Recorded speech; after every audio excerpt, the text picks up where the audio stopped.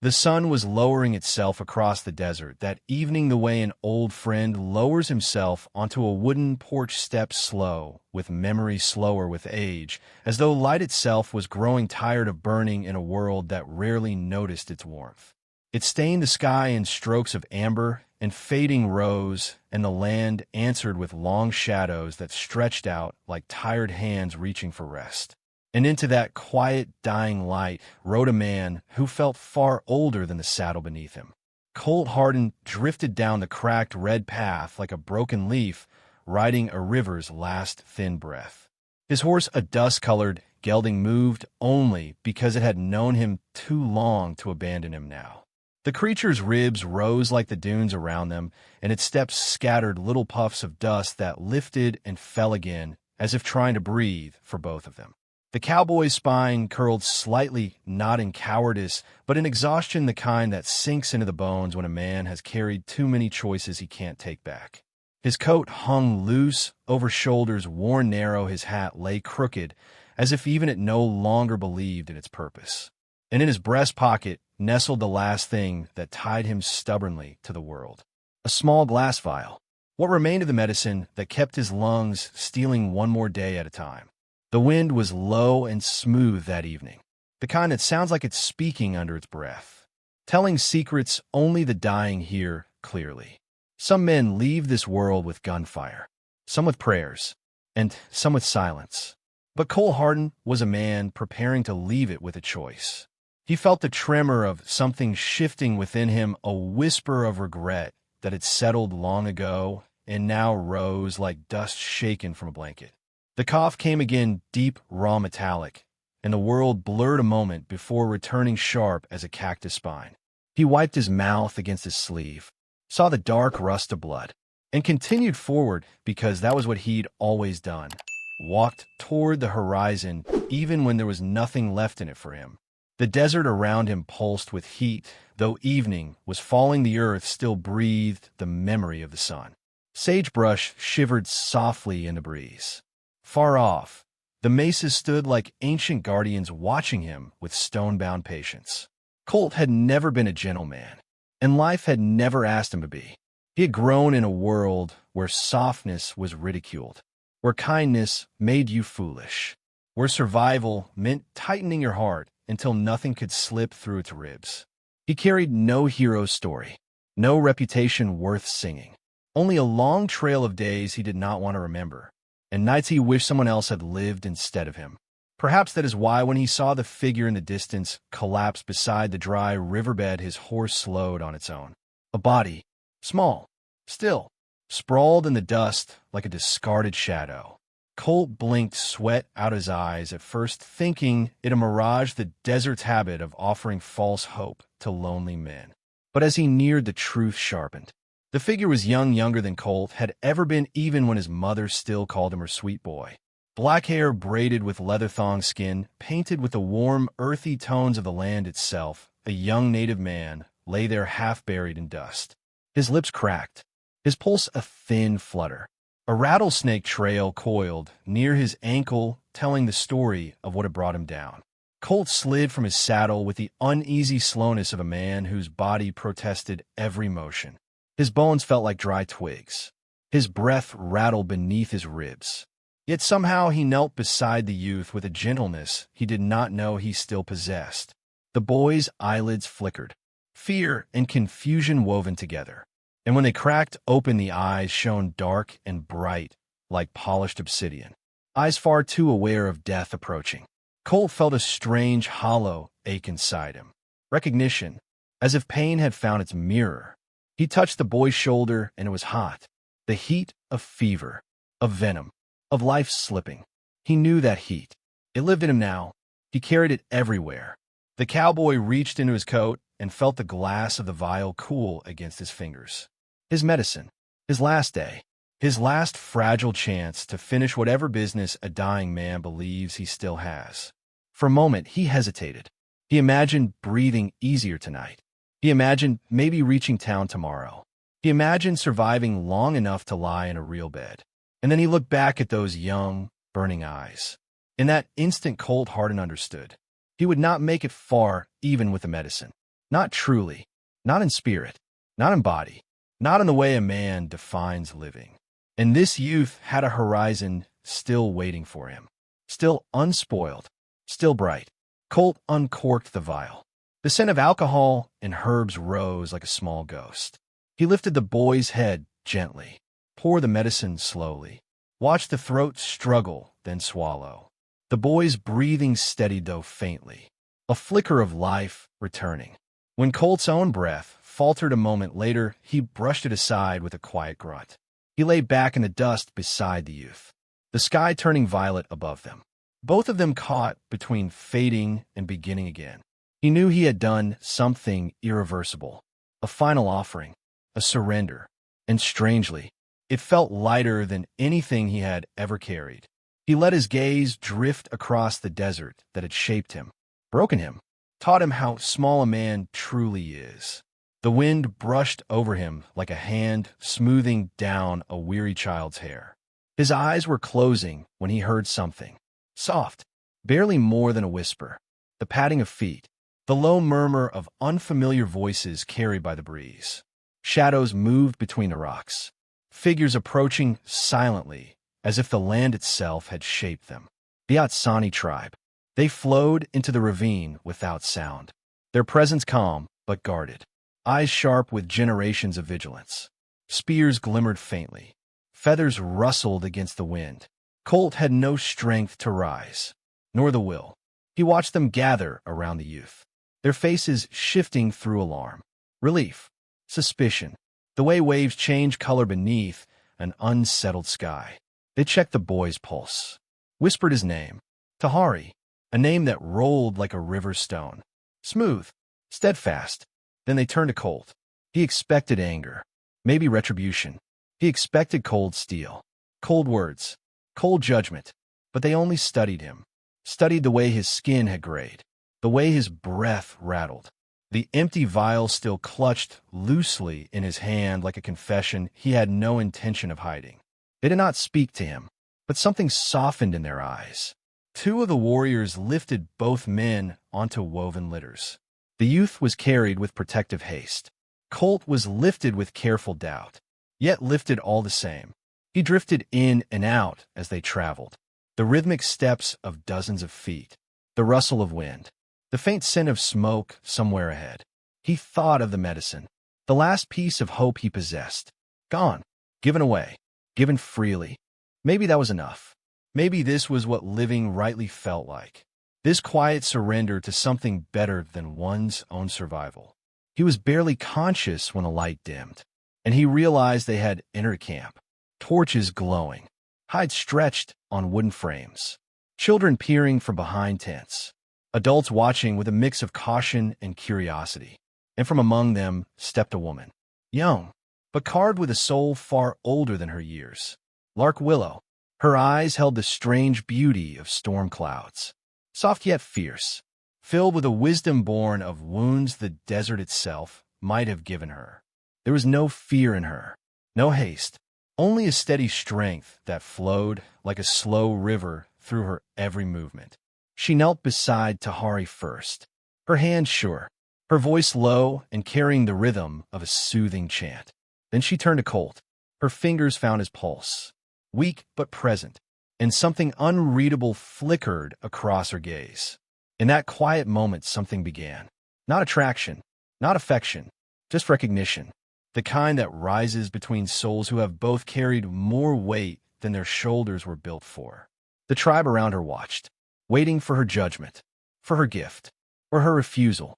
She placed a cool hand on Colt's burning forehead and whispered words he did not understand, but felt, like water slipping over cracked earth. Colt Harden closed his eyes, not in fear, but in surrender, letting the presence of this unfamiliar kind, stranger, wash gently over the last edges of his consciousness. Somewhere inside him, a new path opened, quiet as dawn, unexpected and undeserved. And as the darkness took him, he realized, perhaps for the first time, that he did not mind where this road might end. Not anymore. Morning in the Atsani camp rose quietly the way a song rises from an old throat, slow, gentle, shaped by breath more than sound. The sky had not yet chosen its color when the fires crackled awake, and the scent of cedar smoke drifted among the hides and woven mats. A hush lay over the settlement, an unspoken agreement that dawn was sacred and should not be disturbed by anything louder than the heartbeat of the earth. It was in that tender grayness that Colt Hardin opened his eyes. The world above him blurred, then dripped back into shape. Beechwood roof poles, strands of drying herbs, a clay bowl of water, and beside it, a silhouette seated with her back straight and her spirit even straighter. Lark Willow. Her braid fell over her shoulder like a dark river, her hands working quietly as she mixed something in a stone bowl. There was nothing hurried in her movements, nothing forced. Every gesture seemed to follow some ancient rhythm of patience and purpose. Colt tried to sit, but his body argued with him, a dull ache spiraling through his ribs. She turned without surprise, as though she had been expecting him to wake in this exact moment. Her eyes carried no fear, no softness either, only a deep calm that told him he was seen and judged and not yet condemned. She dipped a cloth into cool water and pressed it gently against his forehead. Her touch lacked tenderness but held truth, like the firm steadying of a hand that keeps a wounded man from rising too fast. He breathed, slowly feeling the medicine she had crafted seep warmth into his limbs. It was not the same bitter opiate he had taken on the trail. This was different, a blend of roots and hands that understood healing more intimately than any doctor back in the towns of dust and hurry. Colt looked toward the entrance of the lodge, saw shadows moving, the silhouettes of warriors keeping watch, their eyes glancing in, unsure of him, unsure of what his presence meant. He wondered if he should speak, but his words had always been blunt, broken tools, not meant for gentle spaces. So he lay quietly, letting the quiet speak in his place. After some time, Lark rose and handed him a small wooden cup. He sipped slowly, the liquid warm, fragrant, almost like smoke mixed with earth after rain. It soothed his throat, eased the rattle in his lungs. She watched him drink, not with affection, but with careful study, as though she were tracking the progress of a fragile bird learning to stand. He wanted to thank her, but the words felt clumsy in his mouth, and so he only nodded once. A small gesture, yet something in her gaze softened almost imperceptibly. Outside, the day unfolded. Children's laughter rose like small sparks. Warriors practiced with spears. Women gathered berries and roots. The camp humming with a life that moved in circles rather than straight lines. A rhythm built on belonging. Colt watched from the entrance flap, wrapped in a woven blanket, trying to understand a world that did not revolve around survival, but around connection. In that moment, he realized with a strange hollow ache that he'd spent most of his life running away from the very thing these people lived inside so effortlessly. As he rested, memories drifted through him like wind through tall grass. Uninvited, but unavoidable. He remembered a woman, long ago, with soft eyes that believed in him. Too much. Far too much. He remembered the night he left her, the way he slipped out like a ghost, chasing freedom, or fear, or maybe just the empty horizon. She had called after him, but he did not look back. He couldn't. He wasn't the man she thought he was. He wasn't the man she needed. He understood now, with a sting deep in his chest, that she had not been weak or fragile. He had run not from her, but from the weight of being loved by someone who expected goodness from him. Colt closed his eyes, feeling the memory settle like dust before a storm. Later that day, the lodge flap lifted, and Tahari stepped inside. The young native man moved cautiously, his steps steady but slow, his face still pale from venom and fever. He knelt beside Colt, his expression neither grateful nor hostile, something quieter, like a river studying the stone that altered its path. His presence was different from every man Colt had ever known. No swagger, no bravado, no need to prove himself. Tahari carried calm the way other men carried guns. Always ready, never flaunted. He placed a hand over his heart, a gesture of respect, then let it fall. Colt felt something uncomfortably warm in his chest. Not pride, not shame exactly, but the quiet acknowledgement given from one survivor to another. Tahari spoke a few soft words in his own tongue, and though Colt understood none of them, the tone conveyed everything. A thanks, a recognition, a seed of trust cautiously planted. When Tahari left, Lark remained in the doorway for a long while, her gaze following the young man with something close to affection, but not romantic, not possessive, just a deep, steady care. Cole could see why the tribe admired Tahari, and why they might imagine Lark beside someone like him. Steady, reliable, as constant as the northern star. Colt looked down at his own hands, scarred, calloused, shaking faintly.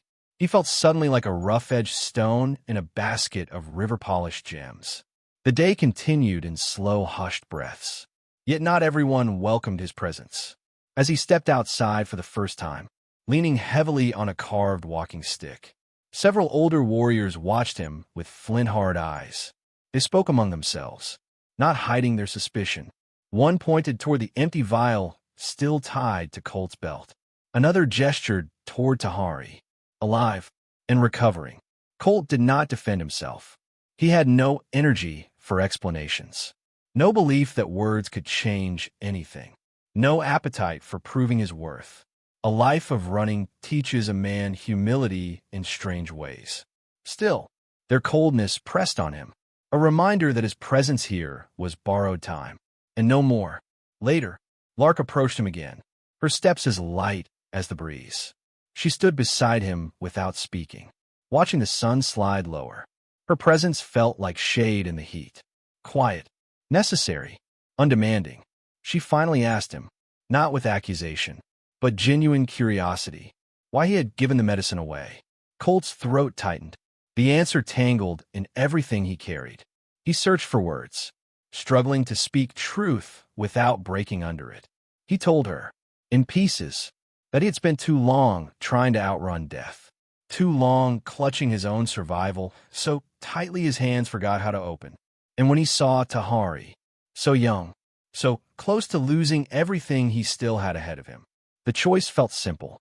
Lark listened, the way healers do, with her whole presence, not breaking in, not offering comfort, just holding space for him to unravel. She nodded once, slowly, as if his confession aligned with something she already understood from her own life.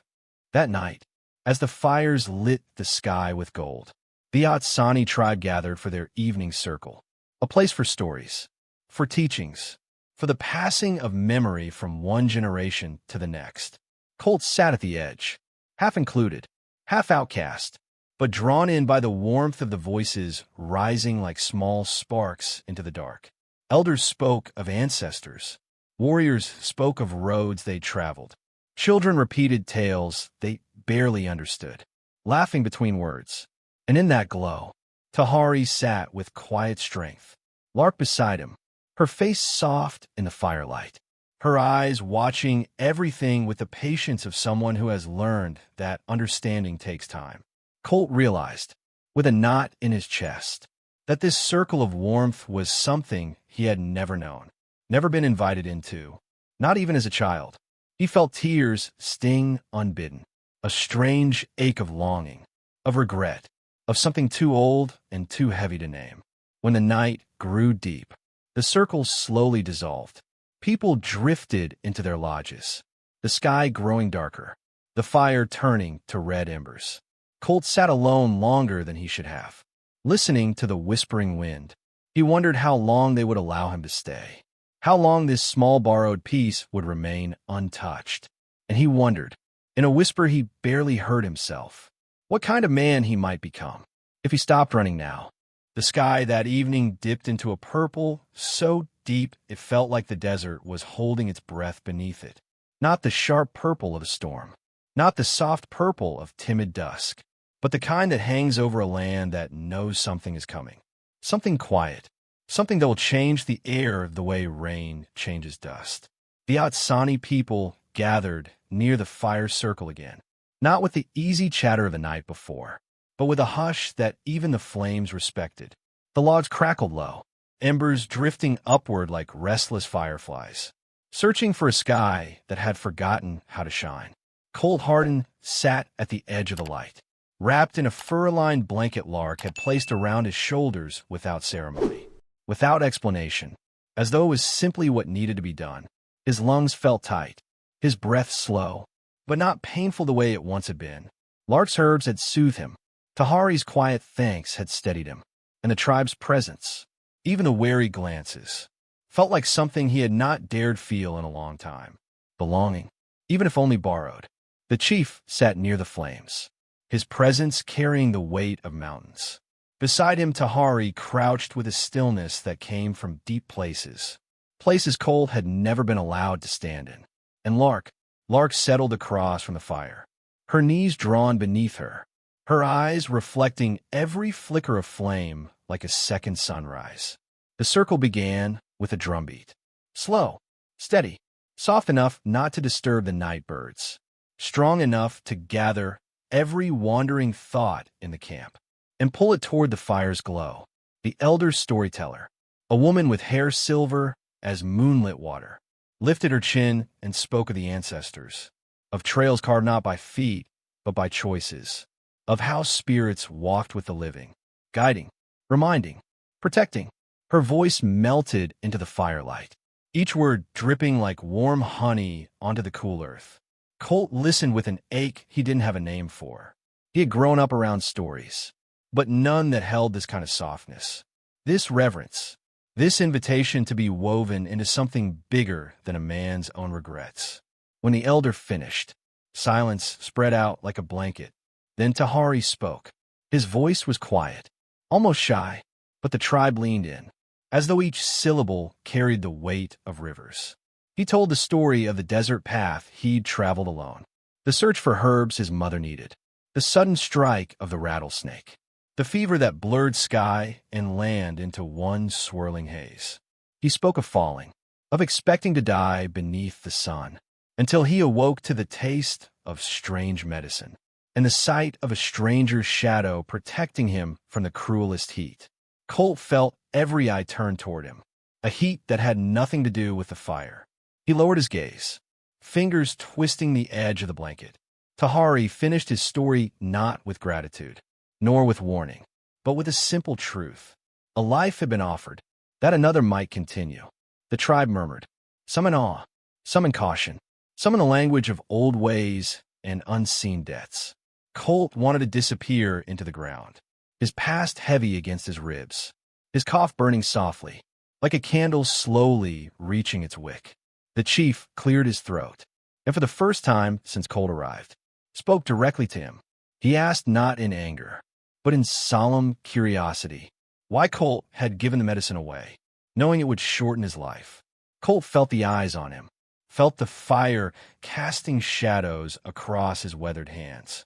He breathed slow, steady, and let the truth come out in the gentlest pieces it would allow. He said he had run from goodness his whole life, that he had turned his back on people who cared, that he had left a woman once, a woman who had believed he was better than he ever had the courage to be. He said he had lived selfishly, fearfully, and that his fear had stolen more years from him than disease ever could. He looked up then, making sure no part of his truth was hidden.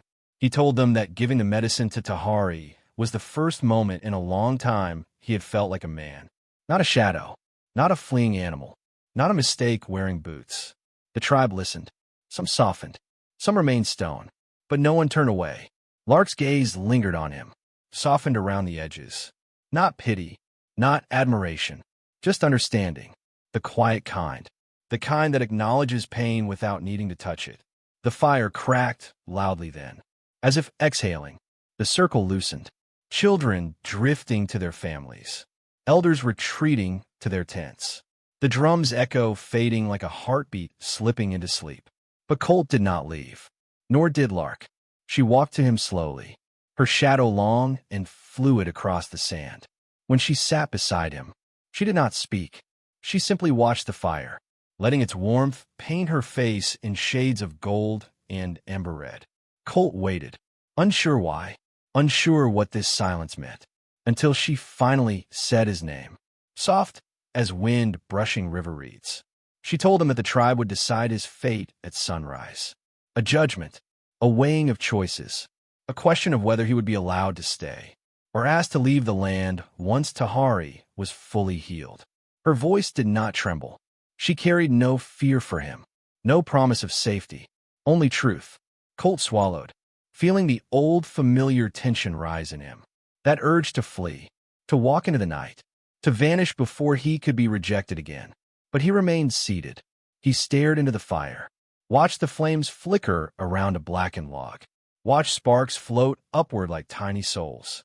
He whispered that he understood, and Lark, in a gesture so subtle it felt like a prayer, placed her hand near his, not touching, just close, as if reminding him that presence was sometimes enough, even when certainty wasn't.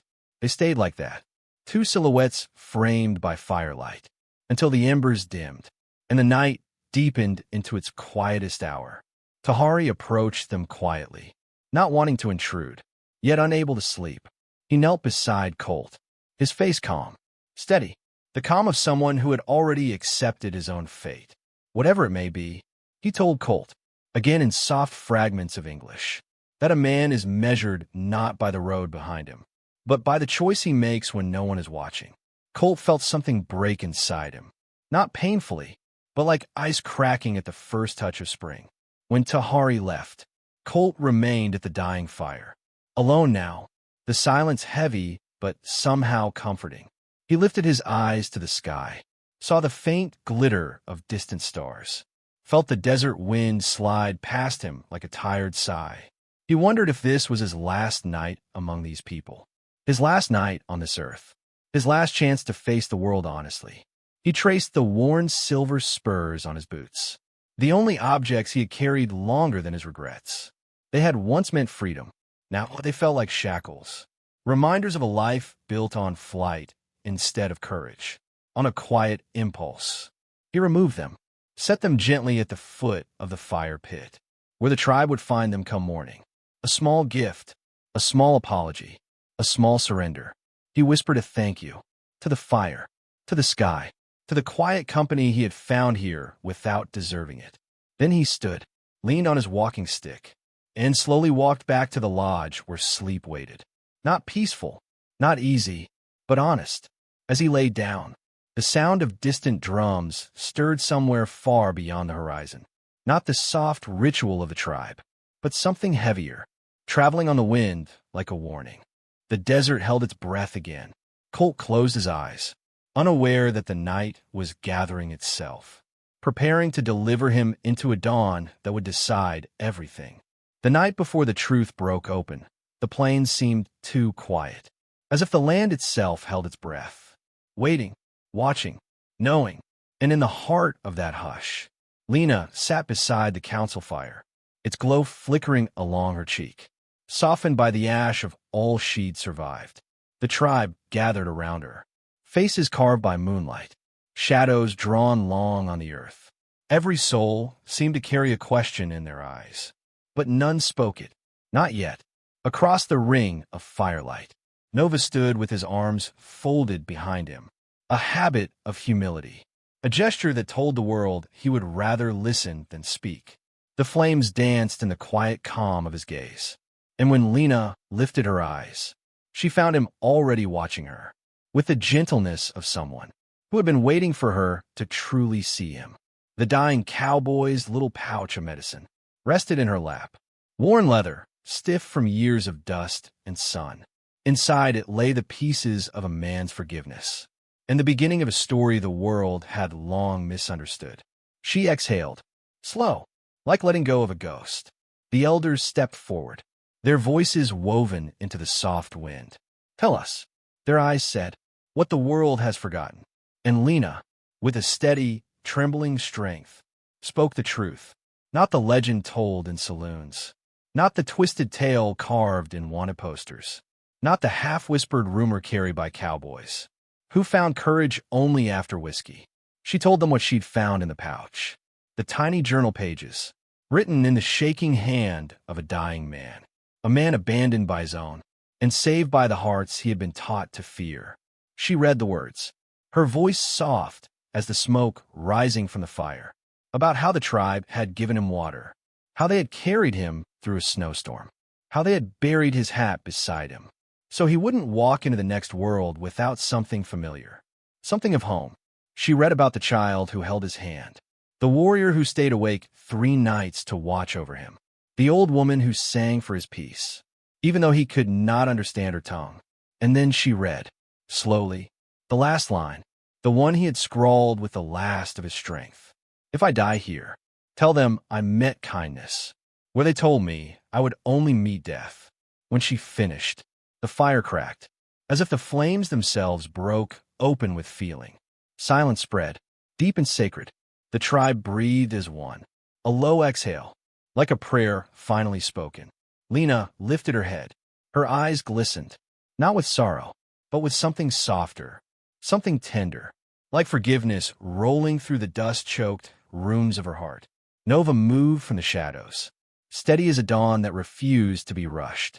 His steps drew near, and Lena felt her pulse soften, settle, as if her soul recognized something in him, a calm she had never known, a place she didn't have to hide within.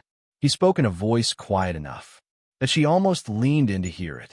Lena, you carried more weight than a single heart should hold. And still, you walked all this way. His words were not flattery, not sweet talk, not admiration carved with sharp edges. They were simply truth, offered gently, as if he was handing her water after a long ride through heat. She lowered her gaze, not in shame, but in the soft overwhelm of being seen, really seen. For the first time since her brother died, she felt her shoulders unclench, her breath come without force, her world expand beyond the edge of grief.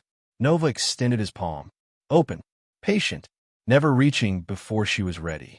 She placed the pouch in his hand, their fingers brushing, a brief warmth, a quiet spark, not the blaze of sudden passion, but the soft glow of 2 storms passing. And finding calm beside each other, the elders gathered, voices murmuring low, their decision carried in a single nod, passed between them like an ancient truth. They would honor the cowboy, honor the kindness that had crossed the borders of fear, honor the truth that had been buried beneath dust and blame. And so, under the patient sky, the tribe began preparing something Lena had never seen, something sacred, something secret, a ceremony no outsider had witnessed in 100 winters. The next morning, the world seemed to shimmer with purpose, as if the land remembered the footsteps of old spirits. Walking alongside the living, they led her to a ridge overlooking the valley, the whole tribe behind her, silent, steady, present.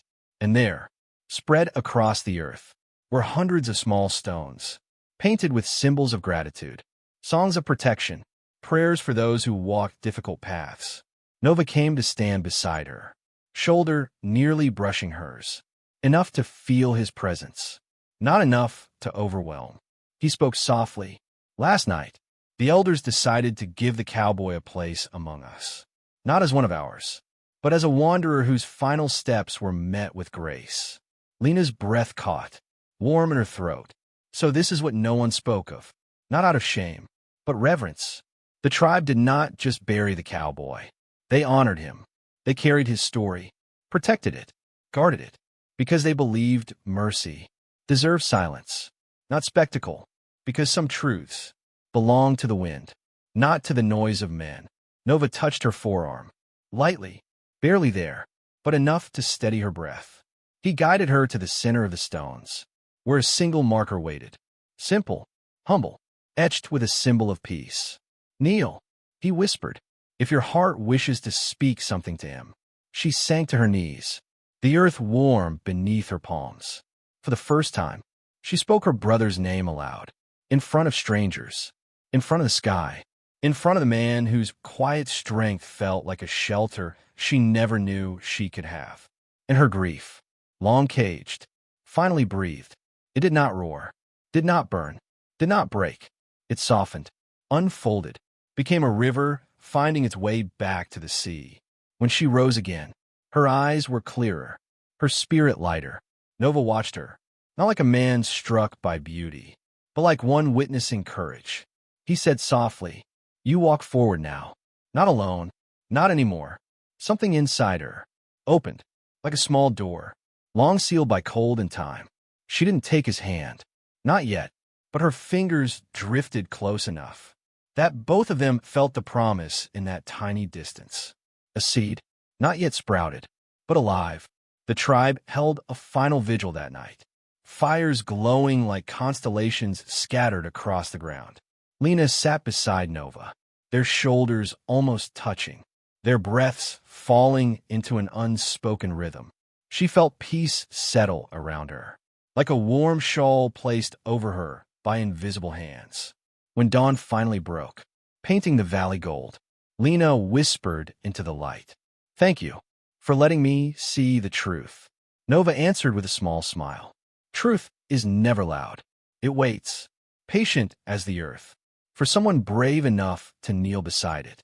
And somewhere, in that quiet morning, a new story began, one gentler than the ones that shaped them, one built not from wounds, but from the tender courage to heal. If your heart feels heavy tonight, if your memories ache like old wounds, if you've buried truths in silence, may this tale remind you that kindness leaves ripples on every life it touches, and those ripples find you, even in the loneliest hours. If this story warmed you, even a little, I'd be grateful if you liked, shared your thoughts, and subscribed for more whispered tales from these old wildlands. And tell me, from where in this wide, wandering world are you watching tonight?